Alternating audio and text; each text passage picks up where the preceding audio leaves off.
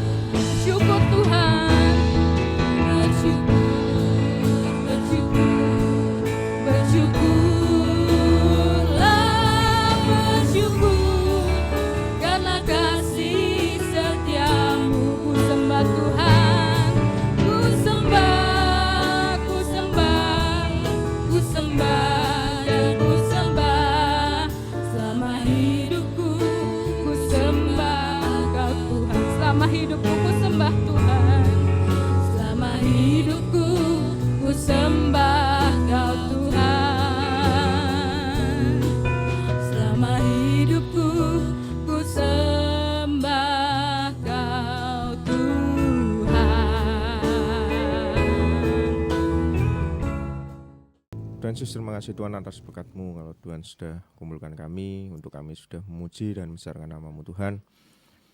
Dan sebentar lagi kami akan mendengarkan sabda firman-Mu. Tuhan urapi hamba-Mu, Bapak Gembala yang akan menjadi saluran berkat firman untuk kami. Biarlah firman yang disampaikan dapat menguatkan setiap hati dan pikiran kami ya Tuhan. Terima kasih Tuhan, terima kasih.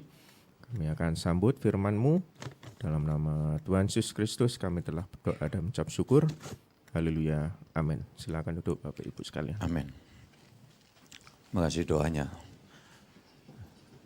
Silakan Muda Rio. Shalom saudara. Selamat pagi, kita jumpa lagi dalam berkat anugerah Tuhan. Ada dua hal yang perlu saya sampaikan, titipan dari rekan muda kita yang akan melaksanakan ibadah khusus Natal ya pada hari Sabtu tanggal 9 Desember 23. Jam 5:30 sore, ruang chapel ini ya. Jadi saudara yang dikasih Tuhan, ini masih pakai istilahnya ruang umum ya. Ya karena ini adanya dulu dan kita terus berdoa agar proses pembangunan gereja kita ada di dalam berkat-Nya sampai selesai dengan baik. Tidak usah bosan-bosan untuk kita sembahyang, doa terus ya. Karena itu yang bisa kita lakukan, puji Tuhan. Yang kedua, mumpung jauh-jauh hari berkait dengan ada satu penugasan buat saya di Jakarta, maka PA Perjamuan Kudus awal bulan Desember ya dilaksanakan pada hari Rabu tanggal 6 Desember. Jadi yang mestinya Kamis tanggal 7 Desember, maka dimajukan satu hari untuk kali itu saja dilaksanakannya pada hari Rabu tanggal 6 Desember. Ya, perjamuan kudus dan sementara pendampingan secara online ya dalam ibadah PA tersebut. Jadi sekali lagi bukan Kamis depan ya, Kamis depan masih tetap kita laksanakan di hari Kamis ya. Tapi ini untuk mengantisipasi di Desember nanti bukan tanggal 7 tetapi tanggal 6. Harinya bukan Kamis tapi Rabu. Ya, sekali lagi untuk pemuda yang akan merayakan Natal pada tanggal waktu yang sudah disebutkan Sabtu 9 Desember setengah 7 petang di gereja secara onsite ya, saudara-saudara yang dikasih Tuhan, ada catatan di situ dress code-nya bebas rapi.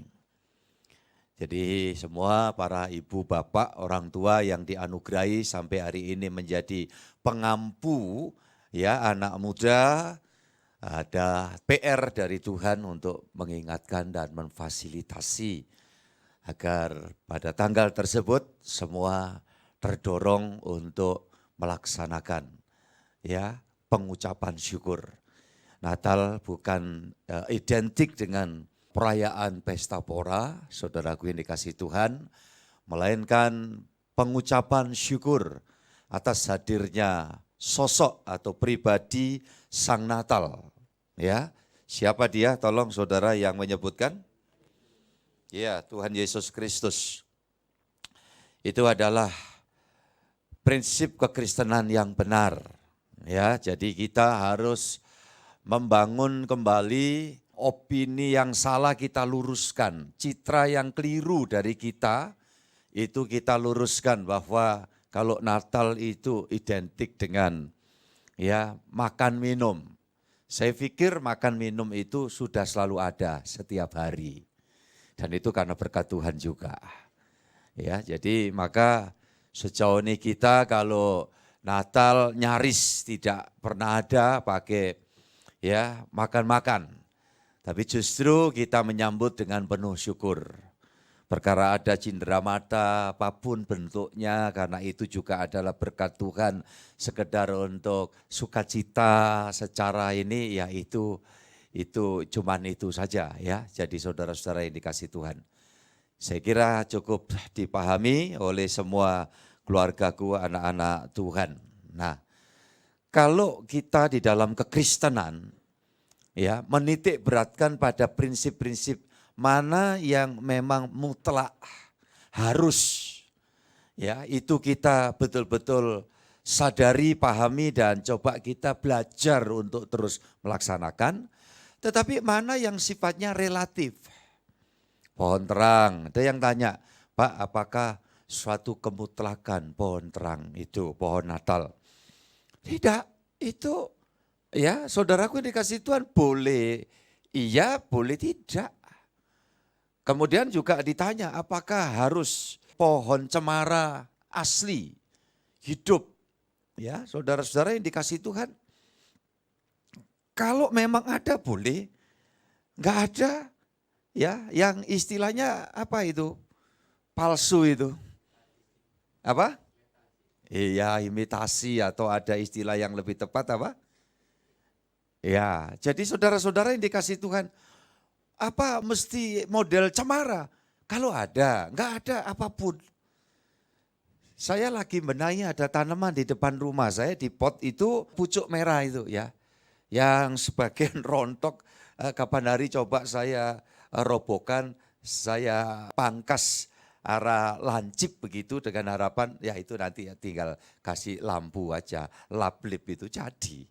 Ya, saudara-saudara yang dikasih Tuhan. Kalau ada, nggak ada, repot Pak. Ya, kesibukan banyak hal. Ya enggak harus. Gitu loh. Jadi saudara-saudara yang dikasih Tuhan itu yang sifatnya relatif ya. Kaitan dengan pengadaan macam-macam lain-lain. Semua itu hal yang relatif. Yang sangat-sangat diharapkan Tuhan. Bagaimana kita melihat dari sisi sosok ya, sisi sosok Tuhan kita Yesus. Yang peristiwa Natal itu memberikan satu wujud nyata dari kata taat. Iya kan, wujud nyata dari kata taat karena dikatakan sekalipun dia Allah, dia menanggalkan ya sifat keberadaan kealahannya dan dia datang di muka bumi ini dalam wujud seperti apa saudaraku? Seperti manusia. Jadi kalau orang tanya lagi, Pak, sebetulnya siapa Tuhan kita Yesus itu? Sesungguhnya keberadaan yang nampak itu apa? Ya keberadaan yang nampak itu mirip kita.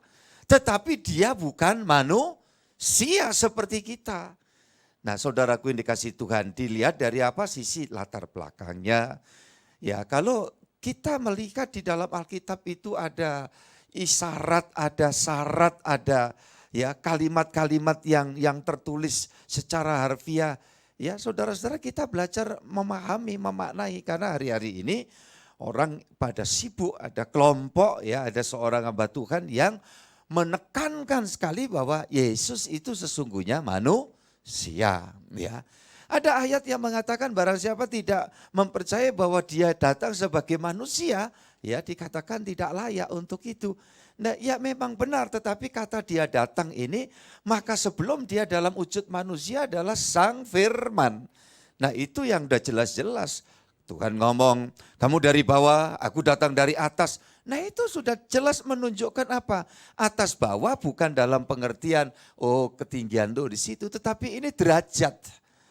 Ini bicara derajat, ya dari atas kemuliaan. Aku tanggalkan kemuliaanku untuk aku datang di tengah-tengah, ya manusia di tengah kemanusiaan yang penuh dengan berbagai macam cacat celah. Dia mau datang di tengah-tengah kita. Dan dia bukan cuma datang di tengah-tengah kita, di derajat kita saja, tetapi dia turun lebih dasar lagi, derajat yang paling rendah. Di mana? MAUT, apa saudaraku? Maut. Nah saudara-saudara yang dikasihi Tuhan, dia turun ke sana. Dia menjadi satu analisis, ada banyak orang berpandangan macam-macam. Ya memang Tuhan memberi kesempatan ya untuk kekristenan itu betul-betul melalui proses uji ya. Ya saudaraku yang dikasihi Tuhan. Dan kekristenan tidak pernah memaksa kamu harus begini. Ini wahyu Tuhan. Ini adalah hal yang ya sifatnya ilahi, tidak boleh kamu berpendapat lain. Tidak begitu. Kekristenan diberikan kepada orang yang rindu, akal budi yang macet, yang sudah dibangkitkan lagi sama Tuhan, itu dapat diaktifkan kembali. Sehingga kita terus belajar, saudaraku. Maka dalam hal ini kita tidak perlu gentar, kita tidak perlu terus kemudian, bagaimana Pak, ini ada banyak sekarang ini. Ya sosial media. Harus saja ya YouTube yang paling banyak memuat, TikTok apalagi kalau TikTok itu cuma sepotong-sepotong ya. Saudaraku yang dikasih Tuhan, jangan itu dipegang sebagai kebenaran Karena ya kalau cuma guyonan ya hal-hal yang lucu-lucuan is okay. Tetapi ketika itu sedang menyampaikan satu konten hal yang berkaitan dengan sangat prinsip, jangan terus dipegang. Itu potongan-potongan yang banyak kali tidak bertanggung jawab. Ya, seringkali terjadi suatu pertikaian pemikiran gara-gara potongan-potongan ini tadi. Ya, sedangkan yang begitu alur panjang kita juga mesti lihat, belajar, enggak masalah. Itu sebabnya saya sebagai hamba Tuhan, gembala jemaat di dalam gereja lokal itu ya harus bertindak terus memberikan pendampingan. Dan saya katakan saya tidak merasa tahu semua, tapi kita belajar bareng. Makanya kadang waktu saya beri kesempatan, ayo saudara sampaikan ya ada pertanyaan yang dikemukakan, nah, kita belajar sama-sama. Karena dengan pertanyaan itu saya semakin tergelitik untuk juga belajar ya, belajar sama-sama dengan saudara. Nah pagi hari ini saudara, kekristenan itu diawali dengan ketaatan yang paling sempurna dari siapa tadi saya katakan? Tuhan Yesus Kristus. Dan sekaligus ketaatannya lah yang membawa kita yang sama sekali sebelumnya tidak mengenal kata taat itu ya, kemudian ditebusnya. Setelah itu Tuhan mengharapkan kita mengikuti ya saudaraku role model yang sesungguhnya layak sebagai penghuni sorga. Ya, mengikuti apa? Kehidupan Tuhan Yesus Kristus, taat. Ketika Tuhan menebus kita dari lembah sama sekali tidak ngerti taat, diangkat karena ketaatannya Tuhan, maka Tuhan kemudian memberikan petunjuk. Ayo kamu belajar taat yuk kayak aku. Tetapi tidak cuma dia memerintah, tidak cuma dia memberikan ya PR ini saja. Tetapi Tuhan juga sekaligus ya memberikan satu kemampuan, pertolongan. Dan pertolongan itu datangnya dari Roh Kudus. Tolong dari siapa saudaraku? Roh Kudus. Kita baca Alkitab kita hari ini Kisah Rasul pasal 26 ayat 17 sampai 19. Aku akan mengasingkan engkau dan bangsa ini dan dari bangsa-bangsa lain, dan aku akan mengutus engkau kepada mereka untuk membuka mata mereka supaya mereka berbalik dari kegelapan kepada terang, dari kuasa iblis kepada Allah, supaya mereka oleh iman mereka kepadaku memperoleh pengampunan dosa dan mendapat bagian dalam apa yang ditentukan untuk orang-orang yang dikuduskan. Sebab itu, ya Raja Agripa, kepada penglihatan yang dari surga itu tidak pernah aku tidak taat. Tidak pernah aku apa saudaraku? Tidak taat. Jadi artinya apa? Terus taat. Ya. Nah ini untuk siapa? Orang yang sudah menerima jamahan dari Allah. Orang yang sudah mengalami kuat kuasa Roh Kudus. Ya, saudaraku, siapa? Seorang yang bernama Paulus. Siapa Paulus? Kita kenal. Hari ini dia sedang berhadapan dengan Raja Agripa. Ya, dalam proses diminta keterangannya. Dan Paulus harus memberikan penjelasan. Ya, dan ini nanti akan mengantarkan Paulus lebih lanjut di dalam perjalanan kesaksian sampai pada waktu akhir menjelang akhir hidupnya, yang seperti saya sampaikan yang lalu, dia bertemu dengan kaisar di ya Roma. Dan saudara-saudara yang dikasihi Tuhan Yesus Kristus, ini seorang yang mengalami Tuhan di dalam hidup. Makanya kekristenan itu tidak cuma nyekoi kita jadi penganut agama, ya, yang kemudian wah kita ini, atau kadang orang berpikir kita mesti fanatik. Fanatik dalam pengertian yang bagus, yang positif, is okay. Tapi bukan fanatik buta, bukan fanatik yang sifatnya itu ya membabi buta, fanatik di dalam kebodohan, tidak. Saudara-saudara yang dikasih Tuhan, satu contoh saja. Tiap-tiap saudara yang bekerja di suatu lembaga, di suatu tempat yang memang mewajibkan di situ untuk kita mengenakan barangkali dress code seragam tertentu begitu. Saudara-saudara, semua yang mentaati mengenakan itu tidak bisa dikatakan bahwa fanatik kamu pakai baju ini. Iya kan? Saudara-saudaraku dikasih Tuhan. Kenapa? Karena itu memang ya seragam. Kristen Minggu ke ibadah. Selasa kita ada kesempatan datang persekutuan keluarga sejahtera. Yang remajanya ada ibadah hari Sabtu, pemudanya ada ibadah hari Sabtu. Saudara-saudaraku yang dikasih Tuhan Yesus Kristus. Wah, Sabtu pagi Pak Gembala. Ini banyak kesaksian. Ya, saya tambah teguh Pak. Saya mengalami hal-hal yang indah di dalam sejak saya memulai doa pagi bersama siapa saudaraku? Siapa? Pagi bersama siapa? Tuhan Yesus Kristus. Saya dengar itu, saya bilang puji Tuhan. Ya, bangun pagi-pagi. Dulu saya maunya molor Pak, kenapa? Ya namanya kesempatan kalau Sabtu weekend itu ya tidak harus bangun pagi-pagi. Tetapi dengan berat asalnya. Tapi kemudian saya latih. Ya, bangun pagi. Dan setelah saya mengikuti beberapa kali dalam pertemuan ibadah Sabtu pagi bersama Yesus. Saya mengalami keindahan-keindahan. Ada beberapa yang menceritakan macam-macam. Ya, keindahan itu dalam wujud secara spiritual, secara rohani. Ada juga yang dalam hal-hal yang berkaitan dengan doanya terjawab dan lain sebagainya. Saudara-saudara yang dikasih Tuhan, orang yang masih belum masuk di dalam lingkaran itu akan berkata, wah fanatik ini. Saya pernah dilapori, ada seorang ibu lagi bawa anaknya makan di sebuah warung. Dan kebetulan warung itu dulu adalah yang punya orang Kristen. Ya, saudara-saudara yang dikasih Tuhan Yesus. Kemudian tamunya juga Kristen. Ya, dan ibu bawa anak-anak ini sudah belasan tahun silam ya. Begitu mau makan doa. Ya, saudaraku yang dikasih Tuhan. Apa kata orang Kristen yang kawan dari yang punya warung? Komentarnya ada dua macam. Yang satu bilang, wah ini Kristen fanatik. Jadi doa, makan doa itu katanya apa? Fanatik saudaraku. Setuju tidak? Setuju tidak saudara? Ya. Nah, ada yang kemudian berpendapat lain. Wah, sungguh-sungguh ya anaknya itu. Nah, saudara milih yang mana ini? Satu atau dua? Ya. Jadi saudara-saudara kira-kira kalau yang ngomong nih Kristen kan kita enggak boleh ngomongin orang yang enggak Kristen kan enggak ada urusan kita ya kan. Nah, urusannya masing-masing kan gitu. Kalau orang Kristen lihat orang mau makan doa nganggap itu fanatik ya tolong saudara ini kita ada kuis sedikit. Kira-kira orang itu kalau makan doa tidak? Pasti ya gampang kan. Rumusannya gampang. Ya setuju tidak yang di online?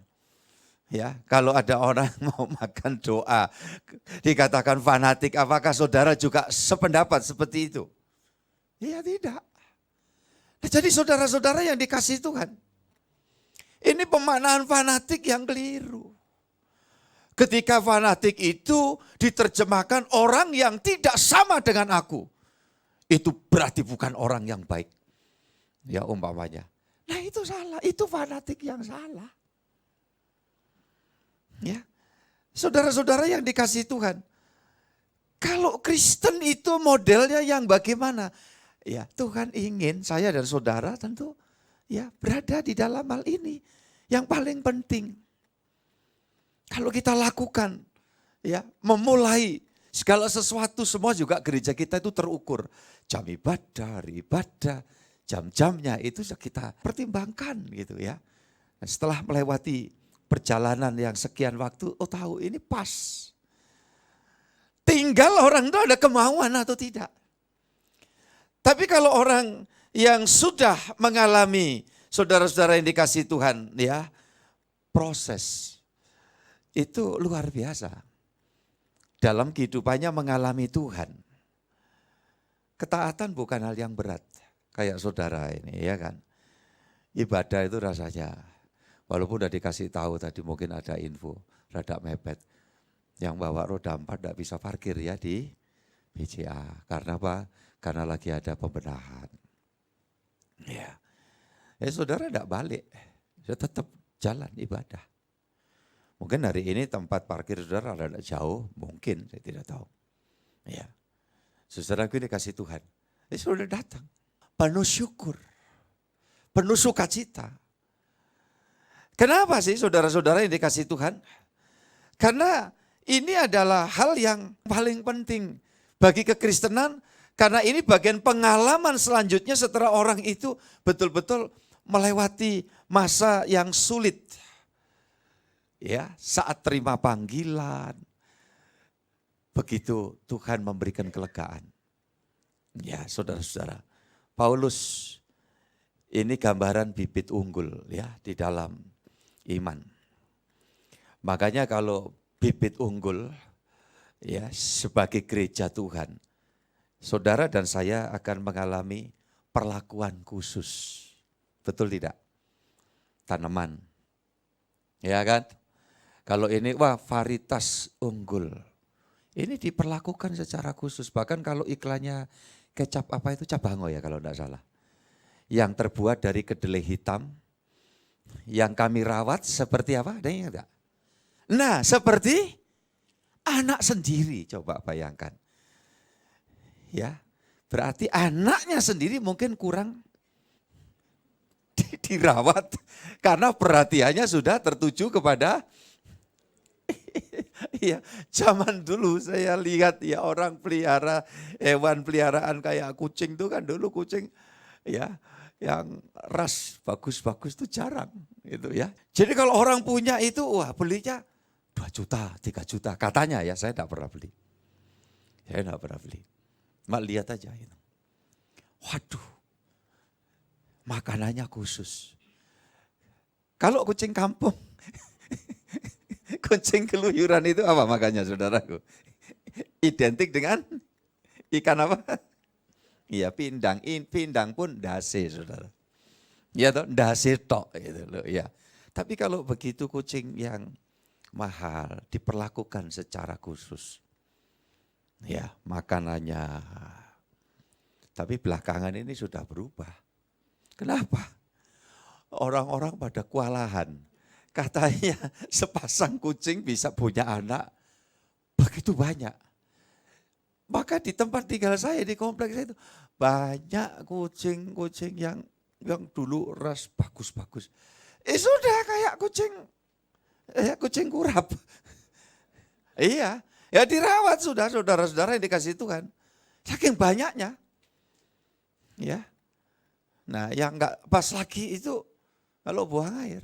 Saya kan pelihara anjing ya. Anjing itu kalau beol ya maaf ya saudaraku. Bau sebentar aja. Itu kalau kering ya sudah. Tapi tetap bertanggung jawab sih. Kalau lagi saya lepas ya lari ke tempat jauh. Maaf buang air di situ. Kalau saya pas ada, lihat tahu ya cepat saya bersihkan tuh di tempat orang lain ya saudaraku. Tapi sejauh ini kucing-kucing yang beol di samping rumah saya, tidak ada itu orang yang mengakui bahwa itu kucingnya. Jadi saya kepotokan lagi. Dan maaf kata, baunya minta ampun ya sudah sampai berhari-hari ya seperti itu. Jadi apa yang dikatakan mendapat perlakuan khusus itu, saudara yang dikasih Tuhan, kemudian bukan cuma perlakuan khusus, kalau itu dianggap punya nilai plus. Prosesnya juga, Paulus ini saudara-saudara mengalami proses yang tidak mudah kan kita tahu. Kenapa? Karena Tuhan sedang mempunyai satu rancangan yang khusus. Makanya kalau saudara saya dalam hidup itu kok tidak mudah gini Pak Gembala, kami menghadapi perjalanan yang cukup rumit, proses yang tidak gampang. Saya ingin katakan buat kita semua, saudara adalah salah satu dari bibit unggul kerajaan sorga. Saudara adalah salah satu bibit unggul kerajaan sorga. Saya ingat terus ketika aku harusnya mati. Tuhan gak jadikan saya mati. Begitu saya menyerahkan hidup, prosesnya juga ada hal-hal yang ya spesial buat saya. Gak taunya karena Tuhan punya rencana yang baik ya. Kalau saya tidak mau ngomong yang spesial. Tetapi apa? Saudaraku ini kasih Tuhan. Tuhan tidak ingin menjadikan saya asal Kristen. Dan bukan ngomong apa, tetapi ini adalah ucapan syukur bahwa melalui Tuhan memanggil seorang saya, hampir seluruh keluarga saya kemudian diselamatkan oleh Tuhan Yesus Kristus. Dan ini yang harus saudara tanya di dalam kehidupan saudara. Ya kan? Ada hasil buah yang apa? Dan untuk kita nanti melihat buah, salah satu kontribusi yang harus kita gali dari diri kita adalah ketaatan tadi. Kalau saya tidak kemudian taat, setelah bertobat dari latar belakang jahat, kemudian dibentuk di suatu tempat lain, selesai saya kabur, tentu ceritanya lain. Kenapa kabur? Saya punya alasan banyak hal.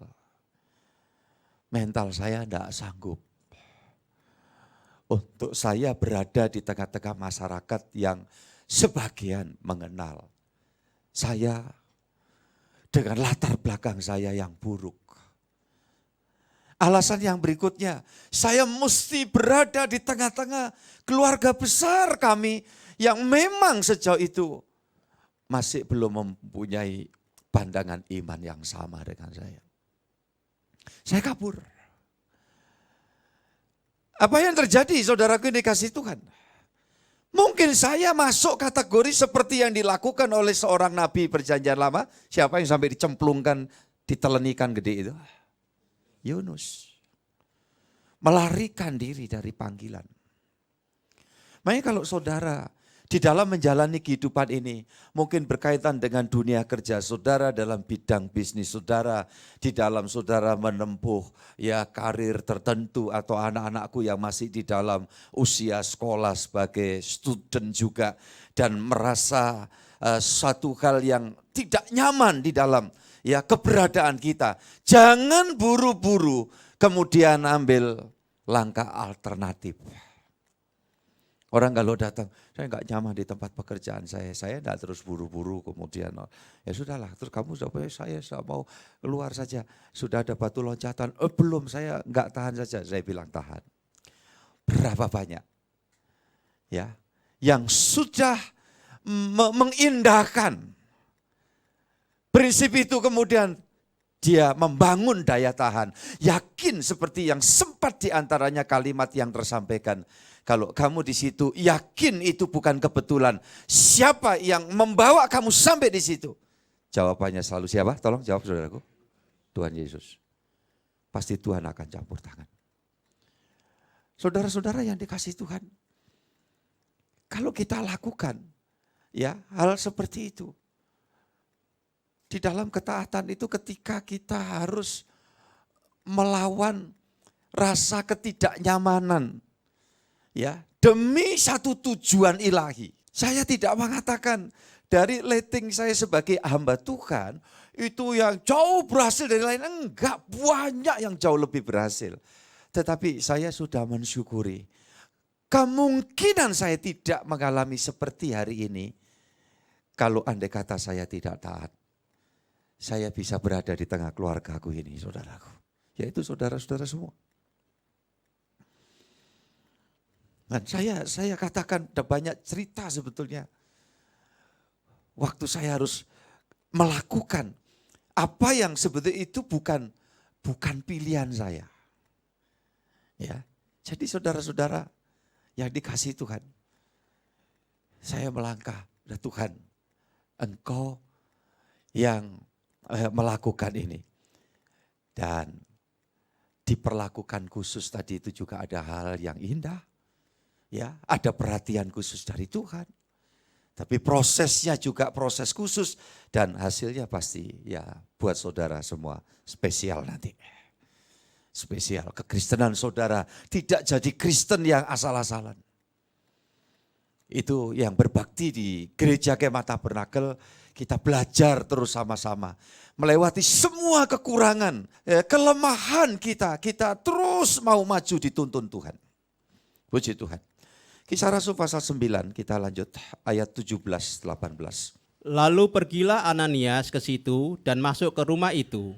Ia menumpangkan tangannya ke atas Saulus, katanya, "Saulus saudaraku, Tuhan Yesus yang telah menampakkan diri kepadamu di jalan yang engkau lalui, telah menyuruh aku kepadamu, supaya engkau dapat melihat lagi dan penuh dengan Roh Kudus." Dan seketika itu juga seolah-olah selaput gugur dari matanya, sehingga ia dapat melihat lagi. Ia bangun lalu dibaptis.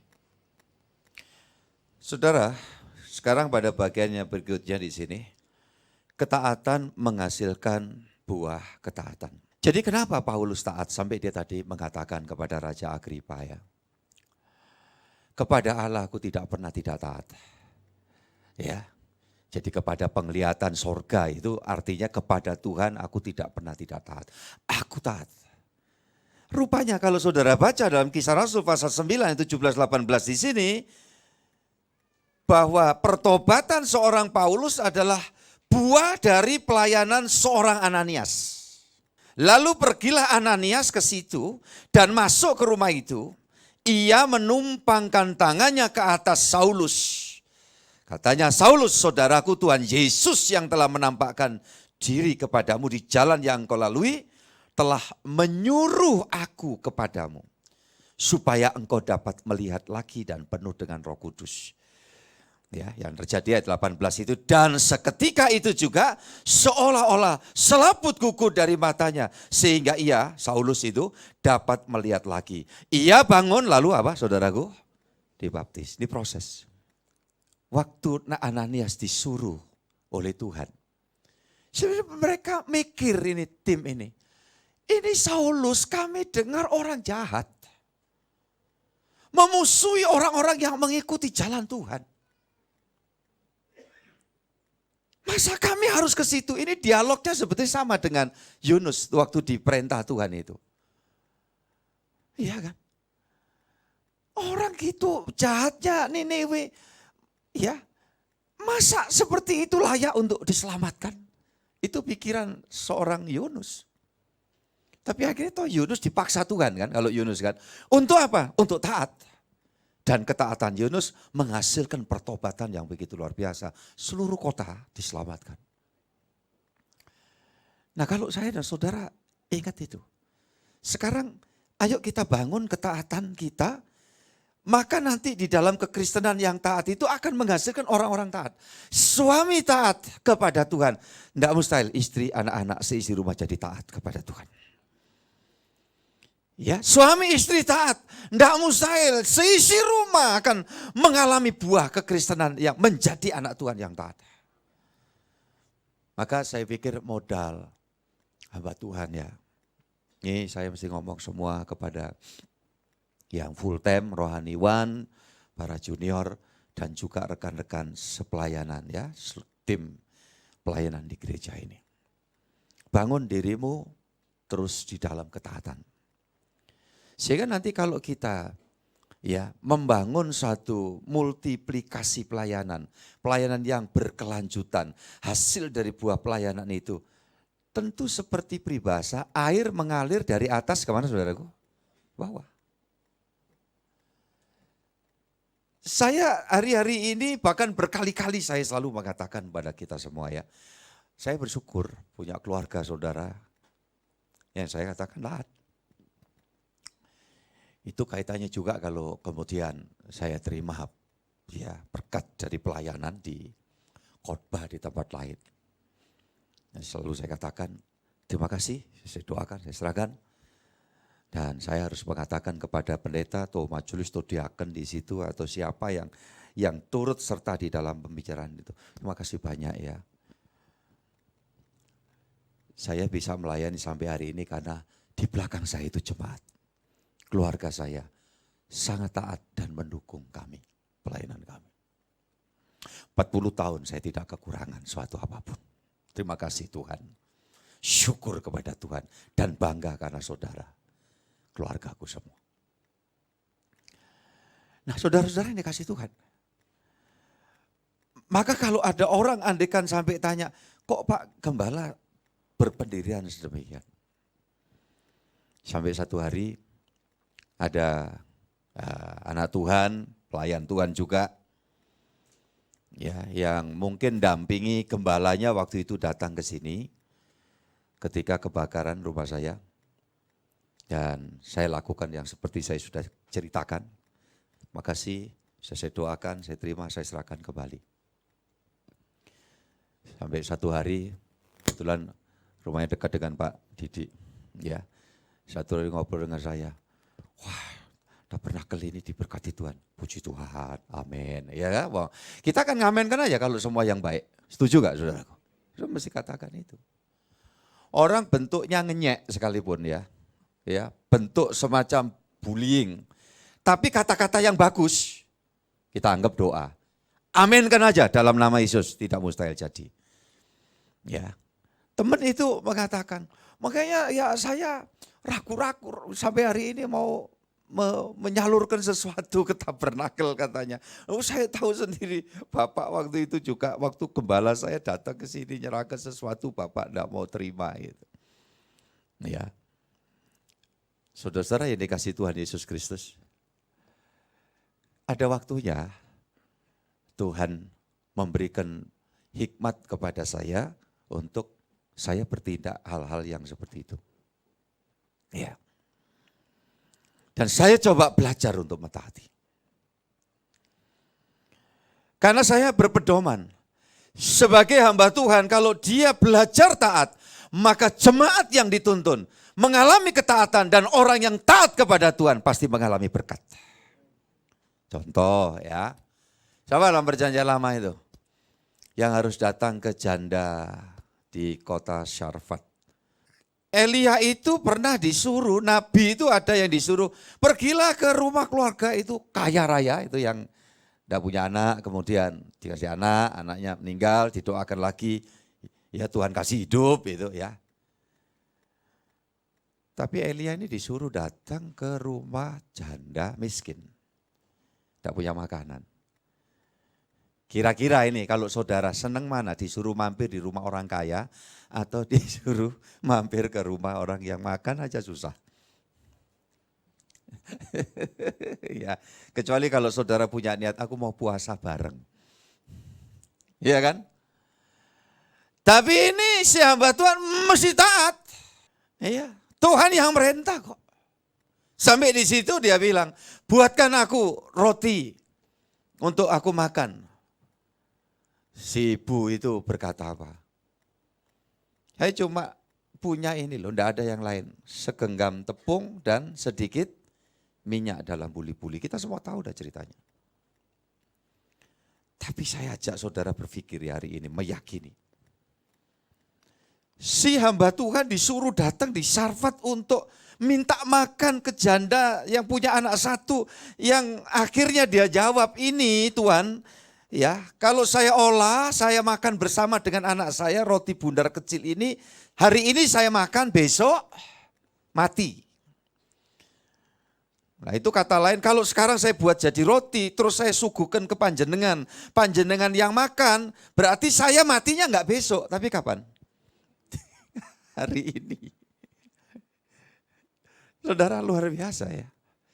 Ternyata buah ketaatan di hadapan Allah itu ada waktunya Tuhan juga berikan hal-hal yang spektakuler terjadi ini kalau kaitannya kita sedang menghadapi jalan buntu di dunia ini. Tetapi ingat, lebih dari itu buah ketaatan yang Allah ingin kerjakan adalah buah penyelamatan bagi banyak orang. Itu yang Tuhan rancangkan. Dan buat kitanya sendiri yang lebih utama mengharapkan buah kerajaan surga dari ketaatan yang coba kita terus jalankan di dalam hidup ini. Janda itu taat, dia bikin, disuguhkan. Saya mau tanya, matikah hari itu si janda dan anaknya? Matikah besok? Ya, itu loh Allah kita. Saudara-saudara yang dikasih Tuhan, ini tidak ada tendensi apa-apa ya. Saya cuma ingin membawa sebagai anak Tuhan, cobalah. Kita terus melangkah, kita bangun ini. Di dalam banyak hal. Jadi kalau saya sedang bicara tentang ketaatan ini, jangan nanti diasumsikan berkait, ya oh ini mungkin kaitannya dengan persembahan. Enggak juga ya. Sifatnya ya komplit. Ketaatan itu dalam banyak hal.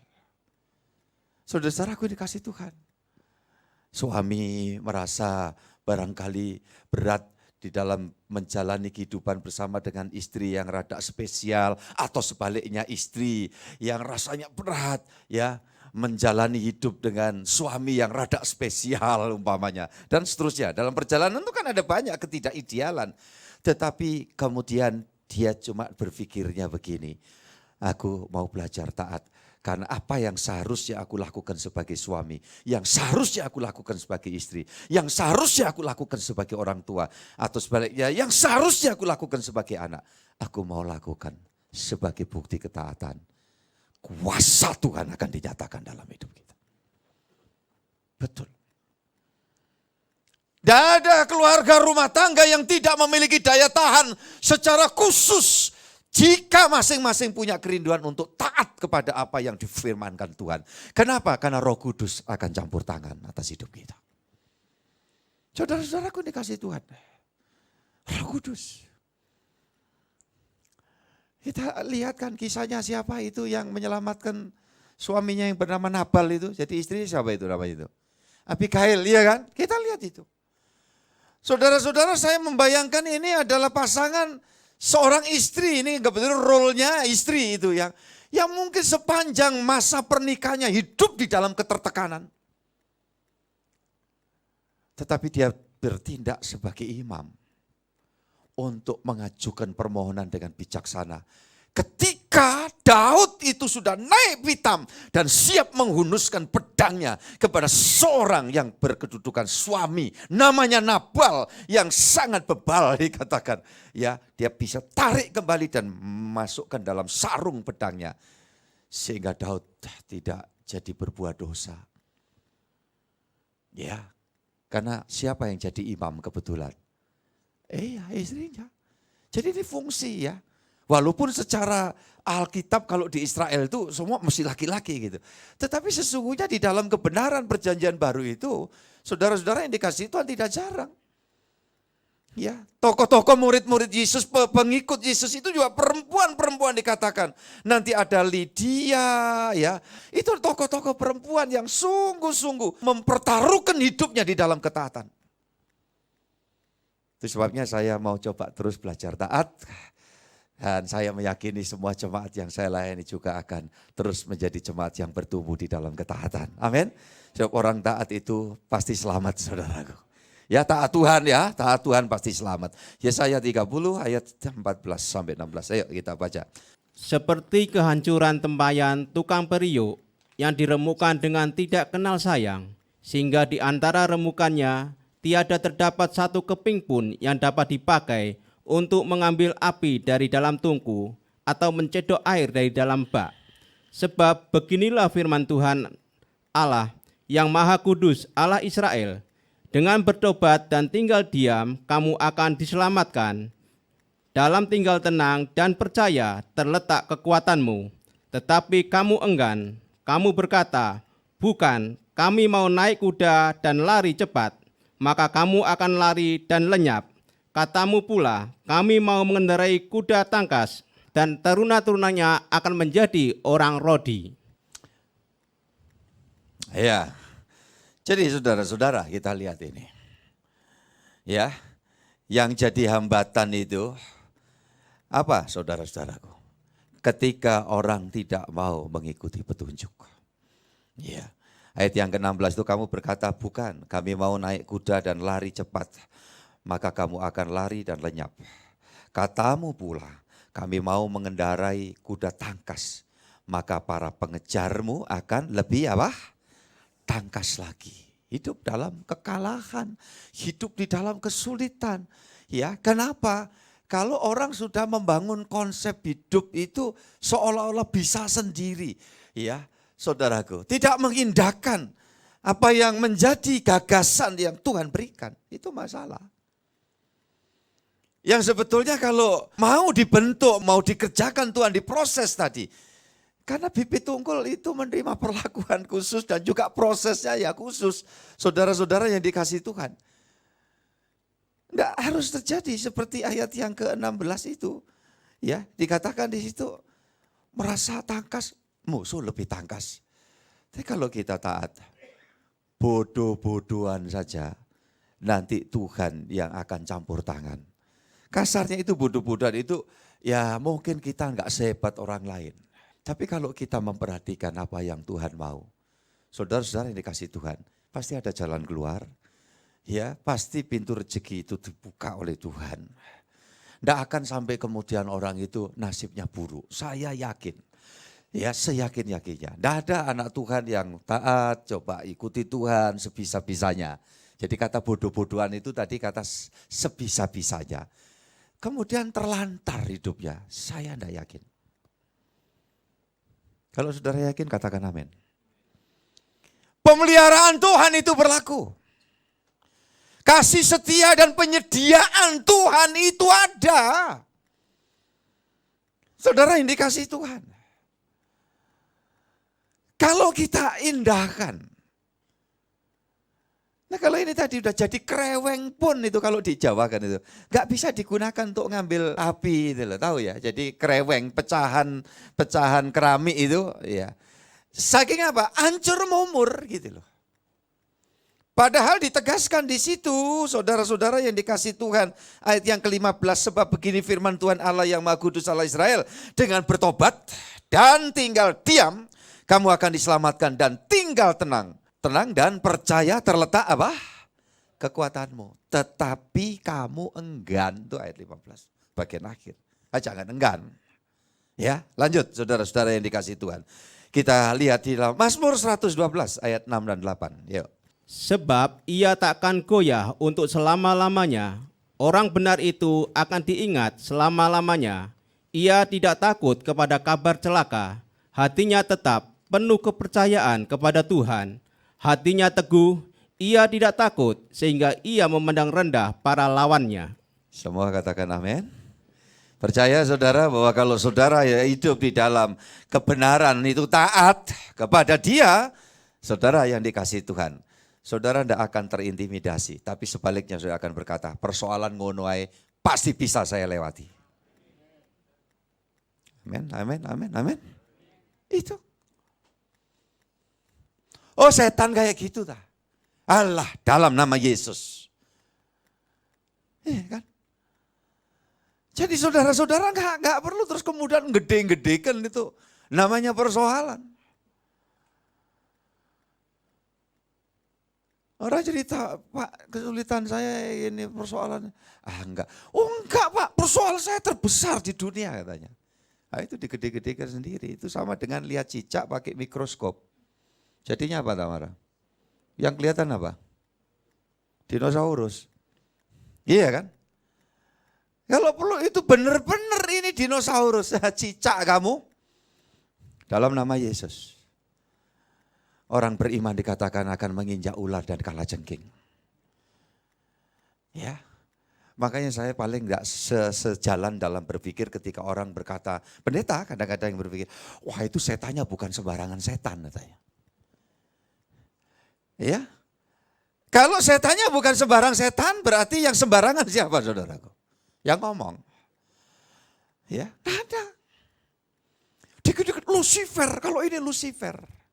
Kalau keyakinan saya ya sebetulnya, si Lucifer itu ndekem di maut itu loh. Yang sudah ditaklukkan oleh Tuhan Yesus loh. Karena apa? Kata Tuhan dalam nubuatan, bahwa anak dari perempuan itu akan menghancurkan kepala ular. Dan si ular itu sempat memakut apa? Tumitnya. Dan Tuhan Yesus dalam Ibrani pasal 2 ayat yang ke-14 itu, dia menemui iblis yang berkuasa atas maut, dipatahkan kuasanya. Jadi kalau gitu yang keluyuran, saudaraku dikasih Tuhan, itu cuman pion-pion aja.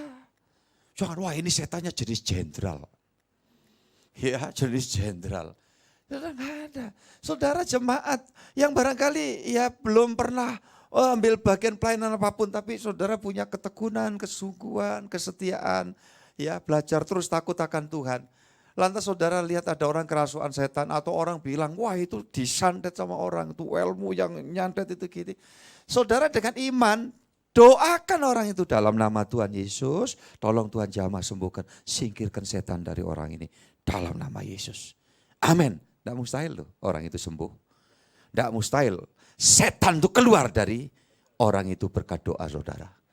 Loh, kalau saya tidak ingin membangun satu pemikiran bahwa semua itu mesti sangat bergantung kepada saya. Oh enggak. Saya ingin menyampaikan kebenaran firman. Dikatakan orang percaya menumpangkan tangan atas orang sakit sembuh. Dikatakan orang percaya di situ. Bukan ada kata pendeta, evangelis, diaken, atau siapapun yang berjabatan. Orang yang percaya, yang gimana? Yang taat, yang belajar takut Tuhan. Sungguh-sungguh mempersembahkan waktu hidupnya untuk Tuhan. Ya, orang yang kecil akan ditinggikan oleh Tuhan. Rendah hati. Jadi ini ada di kita semua.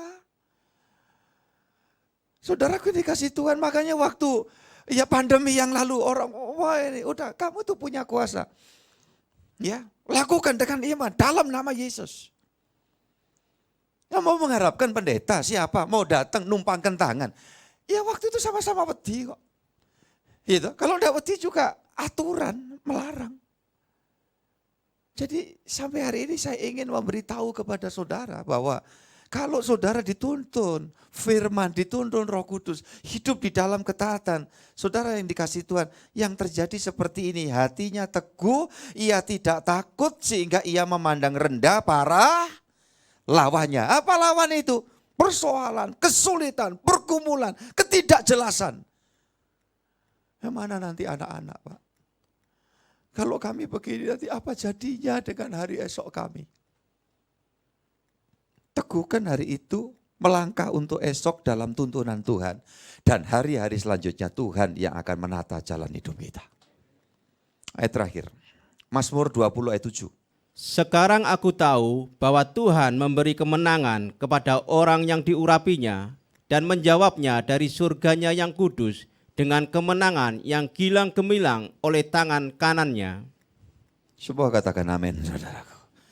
Ya, aku tahu bahwa Tuhan memberi kemenangan kepada orang yang diurapinya. Yang diurapinya itu yang gimana Pak? Yang ada di 112 ayat 7 tadi.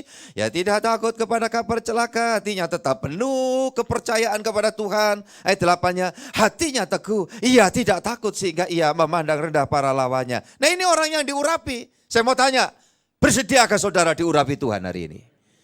Untuk melangkah kita, terusi jalan nih yang muda-muda hari ini. Terima kasih yang bimbing semua dan seluruh tim musisi, ya muda, singer, backing vokal, para muda ini. Ya saudara-saudara yang dikasih Tuhan, keberlangsungan pelayanan ini ya ada pada kita semua.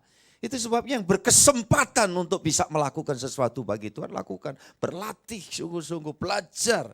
Ya, dan dalam segalanya taat.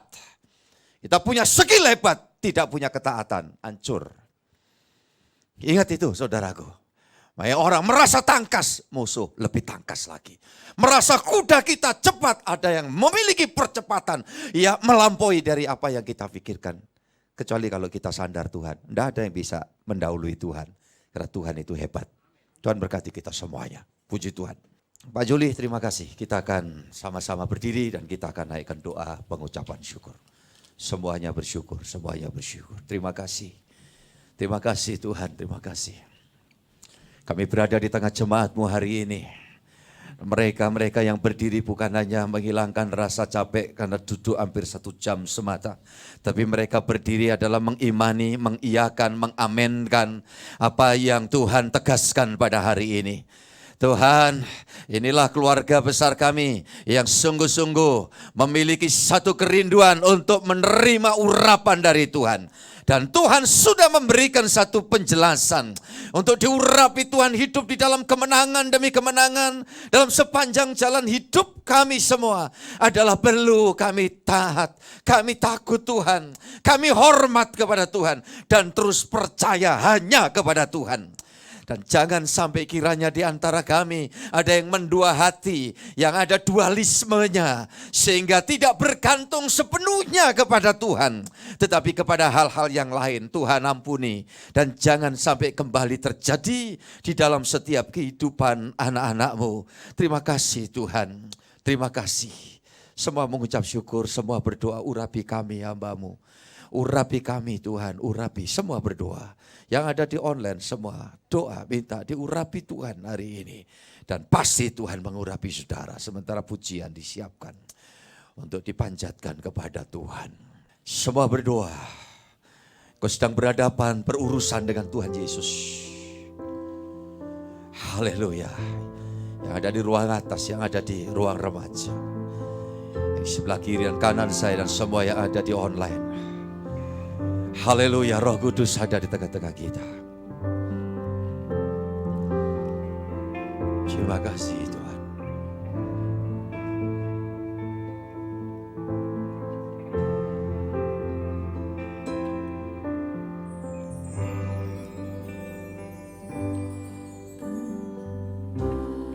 Yesus, Yesus.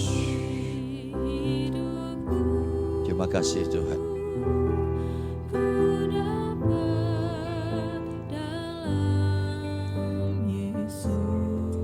Saya yakin hari ini Tuhan ingin melimpahkan kekuatan baru buat saudara. Puji Tuhan. Terima kasih Tuhan. Terima kasih. Amin. Amin. Amin. Amin. Yesus. Berharap dalam Yesus. Ajaib Kau Tuhan, Terima kasih. penuh kuasa. Kami percaya Pak ya. Sanggup Kami nyanyikan ini sungguh-sungguh.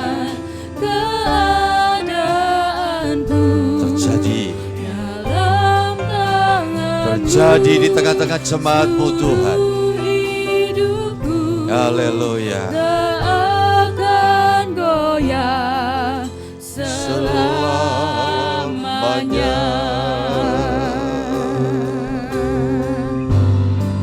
Yesus. Ajaib Kau Tuhan, Amin, amin, amin. penuh kuasa, sanggup pulihkan Semua dipulihkan.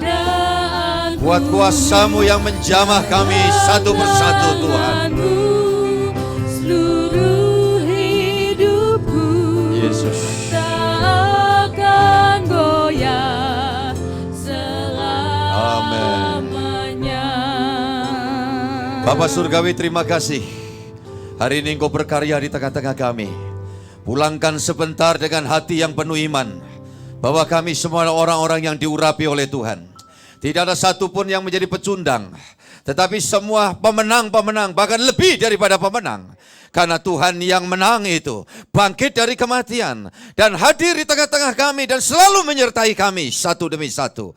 Dari yang paling lanjut usia sampai yang paling muda di sini, tidak ada yang terkecuali. Semua adalah bibit unggul kerajaan sorga. Dan Kau akan jadikan kami alat dan berkat.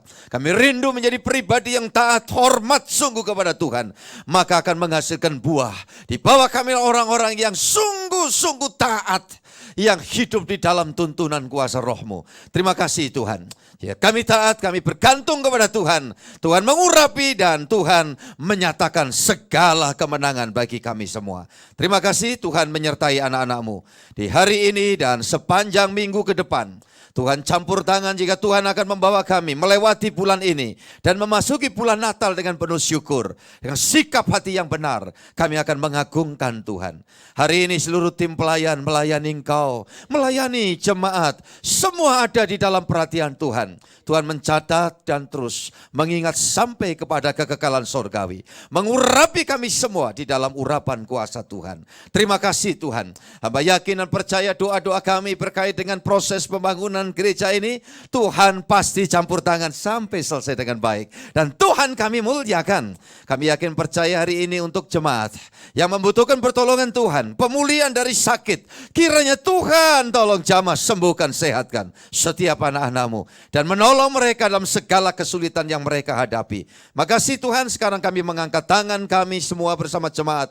Memberkati Indonesia dalam syafaat kami. Tuhan terus memberkati bangsa kami, negara kami. Tuhan campur tangan penuhilah negeri kami dengan damai sejahtera. Keselamatan daripadamu senantiasa melingkupi seluruh negeri kami. Dan persiapan pelaksanaan hingga sesudah pemilu, semua tetap di dalam berkat anugerah Tuhan. Terima kasih Tuhan, terpujilah Engkau sekarang. Kekal selama-lamanya ya Allah. Dan kasih Kristus melimpah atas kami dari sekarang sampai Maranatha, sampai Tuhan Yesus datang dua kali, hendak menjemput dan mengantar kami ke Firdaus Sorgawi. Atas nama Bapa, Putra, dan Roh Kudus Allah yang Esa, yang kami kenal sembah dalam Tuhan Yesus Kristus. Bapa, terima kasih. Bapa, terima kasih.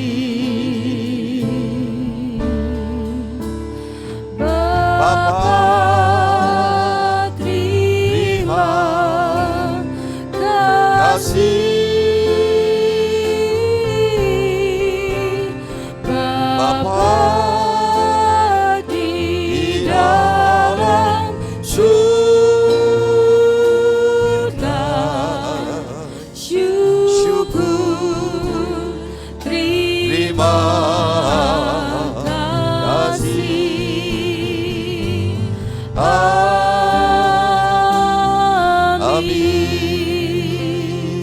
Amin. Tuhan berkati. Silakan sudah duduk dan kita jumpa nanti dalam ibadah online jam 7 malam. Tuhan memberkati kita semuanya. Shalom.